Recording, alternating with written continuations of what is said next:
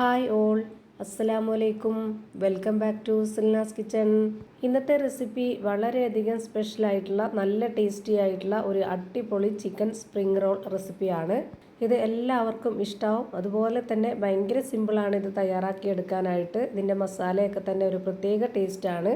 അപ്പോൾ ഇതെങ്ങനെയാണ് തയ്യാറാക്കിയെന്ന് അറിയാനായിട്ട് വീഡിയോ സ്കിപ്പ് ചെയ്യാതെ മുഴുവനായിട്ടൊന്ന് കണ്ടു നോക്കണേ. റെസിപ്പിയിലോട്ട് കടക്കുന്നതിന് മുമ്പായി സിൽനാസ് കിച്ചൺ ചാനൽ ആദ്യമായിട്ട് കാണുന്നവരാണെങ്കിൽ പ്ലീസ് ഒന്ന് സബ്സ്ക്രൈബ് ചെയ്തേക്കണേ. ഒപ്പം തന്നെ ഈ വീഡിയോസ് നിങ്ങൾക്ക് ഇഷ്ടപ്പെടുകയാണെങ്കിൽ ഒരു ലൈക്ക് ചെയ്ത് ഷെയർ ചെയ്ത് സപ്പോർട്ട് ചെയ്യാനും മറക്കരുത്. ഇനി നമുക്ക് ഇതെങ്ങനെയാണ് തയ്യാറാക്കുന്നതെന്ന് നോക്കാം. ആദ്യം തന്നെ ഇതിൻ്റെ ഫില്ലിങ്സിന് വേണ്ടിയിട്ടുള്ള ഒരു അടിപൊളി മസാലയാണ് തയ്യാറാക്കിയെടുക്കുന്നത്. അതിനായിട്ട് ഞാനിവിടെ സ്റ്റൗവിലേക്ക് ഒരു പാൻ വെച്ച് കൊടുത്ത് ഫ്ലെയിം ഓൺ ആക്കി കൊടുത്തതിന് ശേഷം അതിലേക്ക് കുറച്ച് ഓയിൽ ഒഴിച്ചു കൊടുത്തിട്ടുണ്ട്. ഓയിൽ നന്നായിട്ട് ചൂടായി വന്നതിന് ശേഷം അതിലേക്ക് ഒരു 1.5 സവോള കട്ട് ചെയ്തത് ഇട്ട് കൊടുത്തിട്ടുണ്ട്. പിന്നെ അതിലേക്ക് ഒരു മീഡിയം സൈസിലുള്ള ഉരുളക്കിഴങ്ങും ഒരു പകുതി ക്യാരറ്റും ഗ്രേറ്ററിൻ്റെ ചെറിയ ഹോളിലിട്ടിട്ടൊന്ന് ഗ്രേറ്റ് ചെയ്തെടുത്തിട്ട് ഇതിലേക്ക് ഇട്ട് കൊടുത്തിട്ടുണ്ട്. പിന്നെ ഒരു 1/4 ഭാഗം ക്യാപ്സിക്കം കൂടി കട്ട് ചെയ്ത് ഇതിലേക്ക് ഇട്ട് കൊടുത്തിട്ടുണ്ട്. ഇനി ഇതിലേക്ക് ഇട്ട് കൊടുക്കുന്നത് ചിക്കനാണ്. ഫ്രൈ ചെയ്ത് വെച്ചിരുന്ന ചിക്കൻ ഇതുപോലെ പൊടി പൊടിയായിട്ടാണ് എടുത്തിട്ടുള്ളത്. എല്ലില്ലാത്ത മാംസഭാഗം മാത്രമാണിത്. ഫ്രൈ ചെയ്ത് തന്നെ എടുക്കണമെന്നൊന്നുമില്ല, വേവിച്ച് വെച്ചിരുന്നതായാലും എടുക്കാവുന്നതാണ്.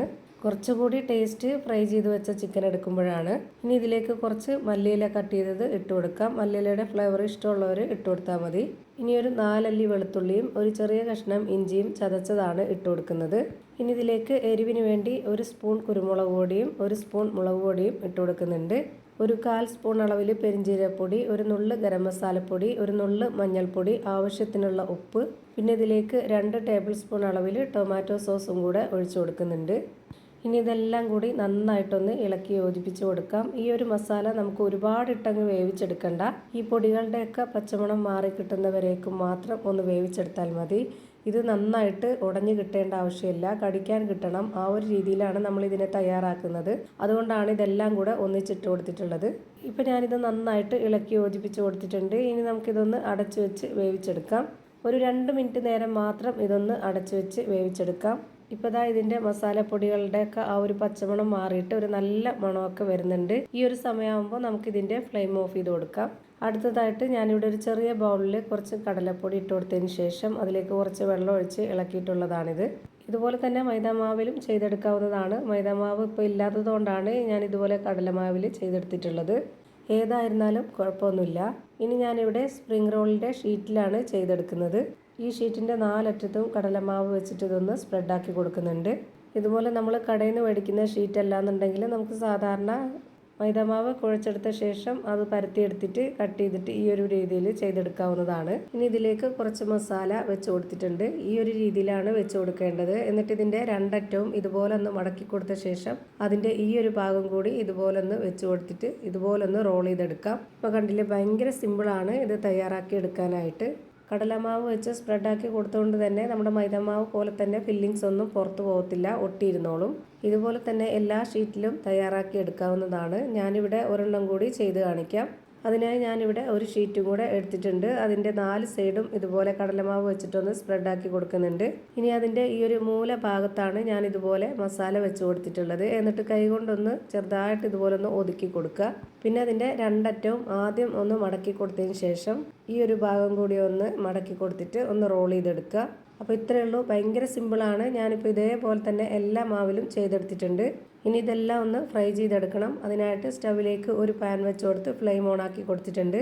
അതിലേക്ക് കുറച്ച് ഓയിൽ ഒഴിച്ചു കൊടുത്തതിന് ശേഷം ഓയിൽ നന്നായിട്ടൊന്ന് ചൂടായിട്ട് വരുമ്പോൾ അതിലേക്ക് ഓരോന്നോരോന്നായിട്ട് ഇട്ട് കൊടുക്കുന്നുണ്ട്. ഇത് ഫ്രൈ ചെയ്തെടുക്കാനായിട്ട് നമുക്ക് എണ്ണ ഒഴിച്ചു കൊടുക്കുമ്പോൾ മുങ്ങി കിടക്കുന്ന രീതിയിൽ എണ്ണ ഒഴിച്ചു കൊടുക്കണം. എന്നാലാണ് ഇത് കറക്റ്റ് പരുവത്തിലും ടേസ്റ്റിലും കിട്ടുള്ളൂ. പക്ഷേങ്കിൽ ഇതങ്ങനെ ഒരുപാട് എണ്ണയൊന്നും കുടിക്കുകയൊന്നുമില്ല, അതോർത്ത് പേടിക്കണ്ട. അതുപോലെ തന്നെ മീഡിയം ഫ്ലെയിമിലിട്ടിട്ട് ഇത് വേവിച്ചെടുക്കുക, അല്ലാന്നുണ്ടെങ്കിൽ പെട്ടെന്ന് കരിഞ്ഞു പോകും. ഇതെല്ലാം ഒരേ ഫ്ലെയിമിൽ തന്നെ വെച്ച് കൊടുത്ത് വേവിച്ചെടുക്കണം, എന്നാലേ എല്ലാം ഒരുപോലെ കിട്ടുള്ളൂ. ഞാനിപ്പോൾ ഇതാ തിരിച്ചും മറിച്ചൊക്കെ ഇട്ട് കൊടുത്തിട്ട് നന്നായിട്ട് വേവിച്ചെടുത്തിട്ടുണ്ട്. ഇനി ഇതെല്ലാം എണ്ണയിൽ നിന്ന് കോരി മാറ്റാം.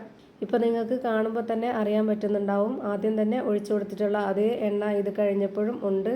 അത്ര എണ്ണ ഒന്നും കുടിക്കുകയൊന്നുമില്ല, അതോർത്ത് പേടിക്കേണ്ട. ഞാനിപ്പോൾ ഇതെല്ലാം ഫ്രൈ ചെയ്ത് ഒരു പാത്രത്തിലേക്ക് മാറ്റിയിട്ടുണ്ട്. അപ്പോൾ അതാ നല്ലൊരു വെറൈറ്റി ആയിട്ടുള്ള അടിപൊളി ടേസ്റ്റി ആയിട്ടുള്ള സ്പ്രിംഗ് റോൾ റെഡി ആയിട്ടുണ്ട്.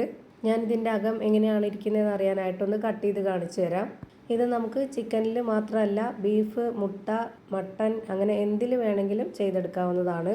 അപ്പോൾ ഇത്രയേ ഉള്ളൂ ഇന്നത്തെ വീഡിയോ ഇഷ്ടമായാൽ ലൈക്ക് ചെയ്യാനും കമൻറ്റ് ചെയ്യാനും ഷെയർ ചെയ്യാനും മറക്കരുത്. അതുപോലെ തന്നെ ഞാനിടുന്ന പുതിയ വീഡിയോസ് നോട്ടിഫിക്കേഷനായിട്ട് കിട്ടുന്നതിന് വേണ്ടി സബ്സ്ക്രൈബ് ചെയ്ത് ബെല്ലൈക്കൺ അമർത്തി അതിൽ ഓൾ എന്ന ഓപ്ഷൻ എനേബിൾ ചെയ്ത് കൊടുക്കാനും മറക്കരുത്. പുതിയൊരു വീഡിയോയുമായി വീണ്ടും വരും. Thank you for watching.